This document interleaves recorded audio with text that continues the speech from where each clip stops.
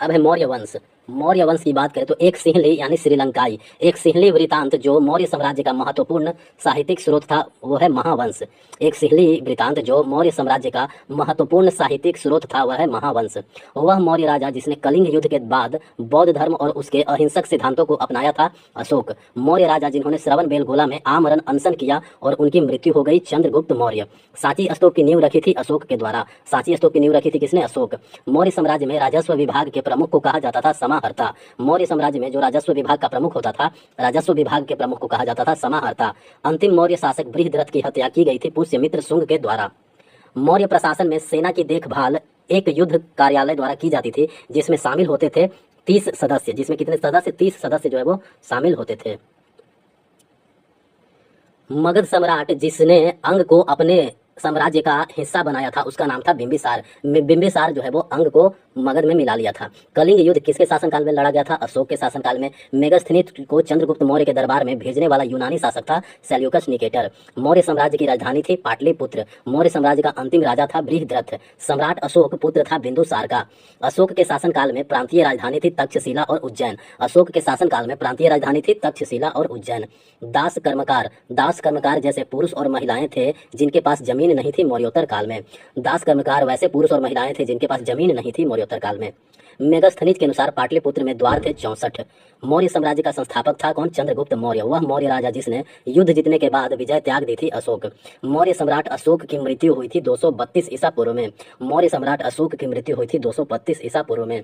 सांची का महान स्तूप बनाया गया था। सांची का महान स्तूप जो है वो बनाया गया था अशोक के शासनकाल में। सांची का महान स्तूप जो है वो अशोक के शासनकाल में बनाया गया था। धम्म की अवधारणा को लोकप्रिय बनाया गया था अशोक के द्वारा। अशोक ने कलिंग पर विजय प्राप्त की अपने शासनकाल के 8वें वर्ष में। बौद्ध धर्म के प्रचार प्रसार का प्रणेता मौर्य शासक थे अशोक। रामपुरवा के अशोक स्तंभ के शीर्ष पर थी किसकी प्रतिमा? बैल की प्रतिमा। रामपुरवा के अशोक स्तंभ के शीर्ष पर था बैल की प्रतिमा। पूर्व मौर्य मगध शासक वंश हैं हर्यक वंश, शिशुनाग वंश, नंद वंश। इंडिका पुस्तक लिखी गई थी मेगास्थनीज के द्वारा। मेगास्थनीज के लेखन के अनुसार 64 द्वार और 570 मीनारे हैं पाटलिपुत्र शहर में। मेगास्थनीज के अनुसार पाटलिपुत्र शहर में 64 द्वार थे और 570 मीनारे थे। मेगास्थनीज के अनुसार मौर्य साम्राज्य की सेना में थे कितने सेना? 6 लाख पैदल सैनिक।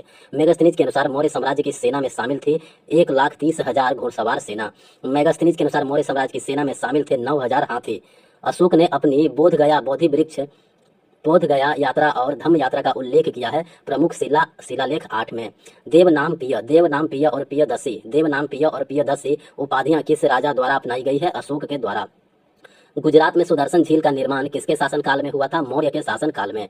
नोट: अशोक के लघु शिलालेख हैं बहापुर, वैराट, भाबरू, सिद्धपुर, ब्रह्मगिरी, निटूर, राजूला, मंदागिरी, उडेग, गवीमठ, पालकी गुंडू, जतिंगा, रामेश्वर, सिद्धपुर, मास्की। अशोक के शिलालेखों में बौद्ध ग्रंथों का उल्लेख किया गया भाबरू शिलालेख में। अशोक के शिलालेखों में बौद्ध ग्रंथों का उल्लेख किया गया भाबरू शिलालेख में। अशोक का उल्लेख प्रियदर्शी के रूप में किया गया भाबरू शिलालेख में। अशोक का उल्लेख जो है वो प्रियदर्शी के रूप में किया गया भाबरू शिलालेख में। अशोक ने अपने साम्राज्य को एकजुट रखने का प्रयास किया था धम्म का प्रचार प्रसार करके। अशोक ने अपने साम्राज्य को एकजुट रखने का प्रयास किया था धम्म का प्रचार प्रसार करके। बोध गया में प्रथम महाबोधि मंदिर बनवाया गया था। बोध गया में प्रथम महाबोधि मंदिर जो है वो बनवाया गया था अशोक के द्वारा। मौर्य साम्राज्य के दौरान किसानों द्वारा दिया जाने वाला कर कहलाता था पिंड कर। मौर्य साम्राज्य के दौरान किसानों द्वारा दिया जाने वाला कर जो था वो कहलाता था पिंड कर। बिहार में भयानक अकाल के बाद जैन भिक्षु भद्रबाहु और उनके शिष्य चले गए थे श्रवण बेलगोला कर्नाटक में। कौटिल्य के अर्थशास्त्र में वर्णित तीर्थों की संख्या है 18। अर्थशास्त्र में कितने तीर्थ वर्णित हैं? 18। कर निर्धारण एक अधिकारी कार्य था जिसे कहते थे समाहर्ता। कर निर्धारण करना एक अधिकारी का काम था जिसे कहा जाता था समाहर्ता। अशोक ने धम्म के सिद्धांत का प्रचार करने के लिए अपने पुत्र महेंद्र और पुत्री संघमित्रा को भेजा था कहाँ? सिलोन। अशोक ने युद्ध करना त्याग दिया था कलिंग के युद्ध के बाद। अशोक ने युद्ध करना बिल्कुल त्याग दिया था कलिंग के युद्ध के बाद। यूनानी राजदूत मेगास्थनीज को दरबार में भेजा गया था चंद्रगुप्त मौर्य के। मेगास्थनीज राजदूत था सेल्यूकस प्रथम निकेटर का। मेगास्थनीज जो है वो राजदूत था सेल्यूकस प्रथम निकेटर का। मौर्य सम्राट चंद्रगुप्त मौर्य ने पराजित किया था सेल्यूकस निकेटर को। मौर्य सम्राट चंद्रगुप्त मौर्य ने पराजित किया था सेल्यूकस निकेटर को।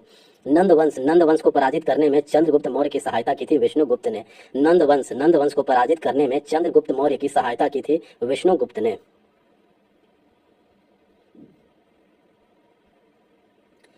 अशोक ने अपने राज्याभिषेक के 8 वर्ष बाद विजय प्राप्त की थी कलिंग पर। भारतीय समाज को 7 वर्गों में विभाजित किया था मेगास्थनीज ने अपनी पुस्तक इंडिका में। भारतीय समाज को 7 वर्गों का उल्लेख किया गया है मेगास्थनीज की पुस्तक इंडिका में। मौर्य प्रशासन में घुड़सवार सेना का कमान अधिकारी होता था अश्वाध्यक्ष। मौर्य स्तंभ शीर्ष यानी सिंह शीर्ष की स्थापना की गई थी सारनाथ में। मौर्य स्तंभ शीर्ष की स्थापना की गई थी सारनाथ में। प्रशासनिक एवं सैन्य संगठन का सूक्ष्म विवरण दिया गया था अर्थशास्त्र में। प्रशासनिक एवं सैन्य संगठन का सूक्ष्म विवरण दिया गया था अर्थशास्त्र में। नागार्जुन गुफाएं दान में दी गई थी आजीविकों को। तोसली उज्जैनी और तक्षशिला प्रांतीय केंद्र थे मगध साम्राज्य के। तोसली उज्जैनी और तक्षशिला प्रांतीय केंद्र थे मगध साम्राज्य के। अशोक ने भौतिक अधिग्रहण की नीति को त्याग दिया कलिंग युद्ध के बाद। अशोक ने भौतिक अधिग्रहण की नीति को त्याग दिया कलिंग युद्ध के बाद। मौर्य साम्राज्य में प्रमुख राजनीतिक केंद्रों की संख्या थी 5। मौर्य साम्राज्य में प्रमुख राजनीतिक केंद्रों की संख्या थी 5। बिंदुसार को अमित्रघात कहा जाता था यूनानियों के द्वारा। बिंदुसार को अमित्रघात कहा जाता था यूनानियों के द्वारा। मौर्य साम्राज्य के सबसे दक्षिण ओर पर स्थित नगर है ब्रह्मगिरी। मौर्य साम्राज्य के सबसे दक्षिण ओर पर जो नगर स्थित है वो है ब्रह्मगिरी। अशोक के स्तंभों का उद्देश्य था धर्म नीति का प्रचार करना। अशोक के स्तंभों का उद्देश्य था धर्म नीतियों का प्रसार करना। भारत में सबसे पुरानी रॉक कट गुफाएं हैं बराबर और नागार्जुनी गुफाएं। भारत में सबसे पुरानी रॉक कट गुफाएं जो हैं वो है बराबर और नागार्जुनी गुफाएं। किन शी हुआंग ने महान दीवार के निर्माण का आदेश दिया था लगभग 221 ईसा पूर्व में। चीन के सम्राटों ने महान दीवार का निर्माण शुरू किया था लगभग 2400 वर्ष पूर्व। मौर्य साम्राज्य की नींव रखी थी चंद्रगुप्त मौर्य ने। शुंग वंश की स्थापना की गई थी पुष्यमित्र शुंग के द्वारा। सामाजिक समस्याओं के समाधान के लिए अशोक ने नियुक्त किया था धम्म महामात्र। सामाजिक समस्याओं के समाधान के लिए अशोक ने धम्म महामात्र को नियुक्त किया था। अशोक के अधिकांश शिलालेख जो है किस लिपि में लिखे हुए हैं? ब्राह्मी लिपि में। चाणक्य के कई विचारों को एक पुस्तक में लिखा गया है जिसका नाम है अर्थशास्त्र। प्रथम मौर्य शासक जिसने शिलालेखों के माध्यम से अपना संदेश लोगों तक पहुंचाने का प्रयास किया वो है अशोक। प्राचीन यात्रियों द्वारा भारतीय उपमहाद्वीप के लिए प्रयुक्त नाम दिया गया था स्वर्ण भूमि। प्राचीन यात्रियों द्वारा भारतीय उपमहाद्वीप के लिए प्रयुक्त नाम जो है वो दिया गया था स्वर्ण भूमि। सिकंदर और पोरस के बीच युद्ध हुआ था उसको हाइड स्पीच का युद्ध कहते हैं। सेल्यूकस मौर्य युद्ध में सेल्यूकस ने किस मौर्य शासक के विरुद्ध युद्ध किया था? चंद्रगुप्त मौर्य। मौर्य वंश का अंतिम शासक था बृहद्रथ। कंटक शोधन एक प्रकार का न्यायालय था प्रचलित था मौर्य साम्राज्य में। अलेक्जेंडर कनिंघम ने अशोक के शिलालेखों का एक सेट प्रकाशित किया था 1877 में। अलेक्जेंडर कनिंघम ने अशोक के शिलालेखों का एक सेट प्रकाशित किया था 1877 में। अशोक के शिलालेखों को समझने वाले पहले विद्वान थे जेम्स प्रिंसेप। अशोक के शिलालेखों को समझने वाले पहले विद्वान थे जेम्स प्रिंसेप। प्राचीन भारत में बड़े पैमाने पर युद्ध में हाथियों का उपयोग करने वाला पहला राज्य था मगध। प्राचीन भारत में बड़े पैमानों पर युद्ध में हाथियों का प्रयोग करने वाला पहला साम्राज्य था मगध।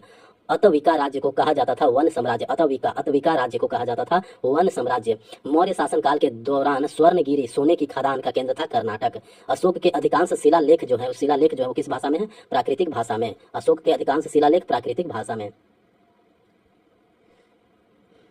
अशोक के शिलालेख जो उपमहाद्वीप के उत्तर पश्चिम में पाए गए थे उनकी भाषा थी अरमाइक और ग्रीक। अशोक के शिलालेख जो उपमहाद्वीप के उत्तर पश्चिम में पाए गए थे उनकी भाषा थी अरमाइक और ग्रीक। अशोक के प्रमुख शिलालेखों की संख्या कितनी थी? 14। अशोक के प्रमुख शिलालेखों की संख्या 14। किस मौर्य सम्राट ने चट्टानों और स्तंभों पर शिलालेख खुदवाए थे? अशोक ने चट्टानों और स्तंभों पर शिलालेख खुदवाए थे अशोक ने। अर्थशास्त्र का श्रेय दिया जाता है कौटिल्य को। अर्थशास्त्र का श्रेय जो है वो दिया जाता है कौटिल्य को। सारनाथ सिंह राजधानी बनी बलुआ पत्थर से। सारनाथ सिंह जो है वो राजधानी बनी थी बलुआ पत्थर से। अशोक के गिरनार शिलालेख स्थित है गुजरात राज्य में। अशोक के गिरनार शिलालेख जो है वो स्थित है गुजरात राज्य में। कर्नाटक के रायचूर जिले के मस्की में अशोक के एक लघु शिलालेख स्थल की खोज सी बीडॉन ने की थी 1915 में। कर्नाटक के रायचूर जिले के मस्की में अशोक के एक लघु शिलालेख स्थल की खोज की थी सी बीडॉन ने 1915 में। मध्य प्रदेश में सम्राट अशोक द्वारा बनवाया गया बौद्ध स्मारक है सांची का स्तूप। मुद्रा राक्षस नाटक लिखा गया है विशाख दत्त के द्वारा। जेम्स प्रिंसेप ने अशोक के शिलालेखों को व्याख्या किया था 1837 में। 1837 में प्रसिद्ध बौद्ध संरचना धमेक स्तूप का निर्माण मूल रूप से किया गया मौर्य वंश के दौरान। मौर्य वंश के शासनकाल के दौरान ऐतिहासिक ग्रैंड ट्रंक रोड को कहा जाता था उत्तरापथ। ऐतिहासिक ग्रैंड ट्रंक रोड जो था उसको मौर्य काल में कहा जाता था उत्तरापथ। मौर्य प्रशासन में विभिन्न विभागों के अधीक्षकों के रूप में अध्यक्ष का उल्लेख किया गया था कौटिल्य ने। मौर्य प्रशासन में विभिन्न विभागों के अधीक्षकों के रूप में अध्यक्षों का उल्लेख किया था कौटिल्य ने। अशोक के कलिंग विजय का उल्लेख जो है वो मिलता है 13वें शिलालेख में। कलिंग विजय का उल्लेख मिलता है 13वें शिलालेख में। वह शासक जिसने धनानंद को हराकर वह शासक जिसने धनानंद को हरा करके मौर्य वंश की स्थापना की थी, चंद्रगुप्त मौर्य। वह मौर्य राजा जिसने उत्तर पश्चिम में अफगानिस्तान और बलूचिस्तान तक नियंत्रण बढ़ाया था, चंद्रगुप्त मौर्य। चंद्रगुप्त मौर्य के शासनकाल के दौरान पाटलिपुत्र का प्रशासन प्रबंधित किया जाता था 6 समितियों के द्वारा। सारनाथ स्थित धमेख स्तूप का निचला भाग ढका हुआ था नक्काशीदार पत्थर से। धमेख स्तूप का निर्माण करवाया गया था किसके द्वारा? अशोक के द्वारा। अशोक के शासनकाल में उत्तर पश्चिमी प्रांत की राजधानी थी तक्षशिला। अशोक के शासनकाल में उत्तर पश्चिमी प्रांत जो था, उत्तर पश्चिमी प्रांत की राजधानी थी तक्षशिला। मौर्यों के अधीन कर के रूप में एकत्र विक्रय मूल्य का अंश था 10वां भाग। मौर्यों के अधीन कर के रूप में जो एकत्रित होता था, एक वह विक्रय का 10वां भाग था। चाणक्य ने अपनी शिक्षा प्राप्त की थी पाकिस्तान में तक्षशिला से। मौर्य प्रशासन में राजस्व संग्रहण अधिकारी को कहा जाता था समाहर्ता। सांची स्तूप का निर्माण हुआ था मौर्य शासनकाल के दौरान। सांची स्तूप का निर्माण हुआ था मौर्य शासनकाल के दौरान। कंधार द्विभाषी शिलालेख 2 भाषाओं में लिखे गए हैं, ग्रीक और अरमाइक। कंधार द्विभाषी शिलालेख जो है वो 2 भाषाओं में है, ग्रीक और अरमाइक। पहला अखिल भारतीय साम्राज्य था मौर्य साम्राज्य। 6ठी शताब्दी ईसा पूर्व से पंचमार्क सिक्के बने होते थे चांदी और तांबे के। अशोक जो है वो पौत्र थे चंद्रगुप्त मौर्य के। अशोक पौत्र थे चंद्रगुप्त मौर्य के। चाणक्य गुरु थे सम्राट अशोक के। चाणक्य प्रधानमंत्री थे चंद्रगुप्त मौर्य के शासन काल में। सांची के बौद्ध विहार को जाना जाता था महान स्तूप के नाम से। सांची का जो बौद्ध विहार था उसको जाना जाता था महान स्तूप के नाम से। The great Tang dynasty record on the western regions पुस्तक की लिखी गई थी वेन सांग के द्वारा। The great Tang dynasty record on the western regions पुस्तक लिखी गई थी वेन सांग के द्वारा। अशोक के कंधार शिलालेख की खोज की गई थी वर्ष 1958 में। अशोक के कंधार शिलालेख की खोज की गई थी वर्ष 1958 में। मौर्य वंश ने मगध पर शासन किया नंद वंश के बाद। मौर्य वंश ने मगध पर शासन किया नंद वंश के बाद। यात्रा वेतन तीर्थ यात्रियों पर लगाया जाने वाला एक कर था मौर्य साम्राज्य में। यात्रा वेतन जो है वो तीर्थ यात्रियों पर लगाया जाने वाला एक कर था मौर्य साम्राज्य में। बृहद्रथ जो कि अंतिम मौर्य शासक था, बृहद्रथ की हत्या की थी पुष्यमित्र शुंग ने। मौर्य प्रशासन में सीमा शुल्क और चुंगी संग्रहकर्ता को कहा जाता था शुल्काध्यक्ष। मौर्य प्रशासन में सीमा शुल्क और चुंगी संग्रहकर्ता को कहा जाता था शुल्काध्यक्ष। प्रसिद्ध बौद्ध सांची स्तूप मूलतः बनवाया गया था अशोक के द्वारा। अशोक साम्राज्य के उत्तर पश्चिम भाग में उसके शिलालेख लिखे गए थे खरोष्ठी लिपि में। अशोक साम्राज्य के उत्तर पश्चिमी भाग में शिलालेख जो है वो किस लिपि में लिखे गए थे? खरोष्ठी लिपि में। सांची स्तूप स्थित है मध्य प्रदेश में। शिशुपालगढ़ में प्राग ऐतिहासिक काल की गुफा वास्तुकला है उड़ीसा राज्य में। शिशुपालगढ़ में प्राग ऐतिहासिक काल की गुफा की वास्तुकला उड़ीसा राज्य में। सिकंदर की मृत्यु के बाद चंद्रगुप्त मौर्य द्वारा पराजित सिकंदर के सेनापति का नाम था सेल्यूकस निकेटर। सिकंदर की मृत्यु के बाद चंद्रगुप्त मौर्य द्वारा पराजित सिकंदर का जो सेनापति था उसका नाम था सेल्यूकस निकेटर। हेलियोडोरस 2री शताब्दी ईसा पूर्व के दौरान एक राजदूत के रूप में किसके दरबार में आया था? भागभद्र के दरबार में। हेलियोडोरस जो है दूसरी शताब्दी ईसा पूर्व के दौरान एक राजदूत के रूप में भागभद्र के दरबार में आया था। मौर्य साम्राज्य के पूर्वी भारत के प्रांत की राजधानी थी तोसाली। मौर्य साम्राज्य के पूर्वी भारत के प्रांत की राजधानी थी तोसाली। सांची स्तूप की खोज 1818 में की गई थी सर हेनरी टेलर के द्वारा। सांची स्तूप की खोज जो है 1818 में की गई थी सर हेनरी टेलर के द्वारा। हाथी गुफा में शिलालेख राजा खारवेल का। हाथी गुफा शिलालेख जो है वो राजा खारवेल का। मेगास्थनीज के अनुसार चंद्रगुप्त मौर्य के शासनकाल में समाज जो है वो कितने वर्गों में विभाजित था? 7 वर्गों में या 7 जातियों में। मौर्य प्रशासन में सीताध्यक्ष जो है वो प्रभारी अधिकारी था कृषि का। सीताध्यक्ष जो है वो कृषि का प्रभारी अधिकारी था। यूनानी इतिहासकार मेगास्थनीज ने 4ठी शताब्दी ईसा पूर्व में भारत का दौरा किया था चंद्रगुप्त मौर्य के शासनकाल के दौरान। दरबारी षड्यंत्रों एवं चंद्रगुप्त मौर्य के सत्तारूढ़ से संबंधित संस्कृत कृति है मुद्रा राक्षस। दरबारी षड्यंत्रों एवं चंद्रगुप्त मौर्य के सत्तारूढ़ से संबंधित संस्कृत कृति है मुद्रा राक्षस। सारनाथ में स्थित लायन कैपिटल का संबंध है अशोक से। सारनाथ में स्थित लायन कैपिटल का संबंध है अशोक से। राष्ट्रीय चिन्ह जो है वो लिया गया है सारनाथ स्तंभ से। राष्ट्रीय चिन्ह लिया गया है सारनाथ स्तंभ से। अशोक की राजधानी थी पाटलिपुत्र। यूनानियों को भारत से बाहर निकालने वाला भारतीय शासक था चंद्रगुप्त मौर्य। चांदी के सिक्कों को रुपया रूप बताया गया था अर्थशास्त्र में। चांदी के जो सिक्के थे उनको रुपया रूप कहा जाता था अर्थशास्त्र में। पहले भारतीय विचारक जिन्होंने अकाल के प्रभावों का प्रतिकार करने के लिए काम के बदले भोजन कार्यक्रम की बात की थी कौटिल्य ने। काम के बदले भोजन कार्यक्रम की बात की थी सबसे पहले कौटिल्य ने। टोपरा स्थित अशोक स्तंभ के हिलने का चित्रित वर्णन मिलता है सीरत ए फिरोज शाही में। टोपरा स्थित अशोक स्तंभ के हिलने का चित्रित वर्णन जो मिलता है सीरत ए फिरोज शाही में। मौर्य प्रशासन में सीमांत क्षेत्रों का प्रभारी होता था अंता महामता। मौर्य प्रशासन में जो सीमांत क्षेत्र थे सीमांत क्षेत्रों का प्रभारी होता था अंता महामता। मौर्य प्रशासन में महिला कल्याण का प्रभारी था इति इति झाखा महामता। मौर्य शासन में महिला कल्याण का प्रभारी था इति झाखा महामता। मौर्य प्रशासन में धम्म के प्रचार का प्रभारी कौन था? धम्म महामत। मौर्य प्रशासन में नगर प्रशासन का प्रभारी कौन था? नगर प्रशासन का प्रभारी था नागलवियो हल्का। नागलवियो हल्का। चंद्रगुप्त मौर्य ने सेल्यूकस निकेटर को उपहार दिया था 500 युद्ध हाथियों का। मौर्य युग के दौरान आधिकारिक एग्रोनोमाई का संबंध था सड़कों के निर्माण से। आधिकारिक एग्रोनोमाई का संबंध था मौर्य काल में सड़कों के निर्माण से। बिंदुसार के शासनकाल में अशोक द्वारा अवंती महाजनपद को जीतकर मौर्य साम्राज्य में मिलाने की जानकारी मिलती है बुद्ध घोष के ग्रंथ सामंत पसादिका में। मौर्यकालीन मूर्तियां जिन पर मणिभद्र यक्ष का नाम अंकित था प्राप्त हुई थी परखम उत्तर प्रदेश से। किस ग्रंथ में चंद्रगुप्त मौर्य को ब्रिसल कहा गया है? मुद्रा राक्षस में। किस ग्रंथ में चंद्रगुप्त मौर्य को ब्रिसल कहा गया है? मुद्रा राक्षस में। सैंड्रो कोट्स से चंद्रगुप्त मौर्य की पहचान किसने की थी? विलियम जोन्स ने। सैंड्रो कोट्स से चंद्रगुप्त मौर्य की पहचान किसने की थी? विलियम जोन्स ने। मेगास्थनीज राजदूत था सेल्यूकस का। मेगास्थनीज जो है वो राजदूत था सेल्यूकस का।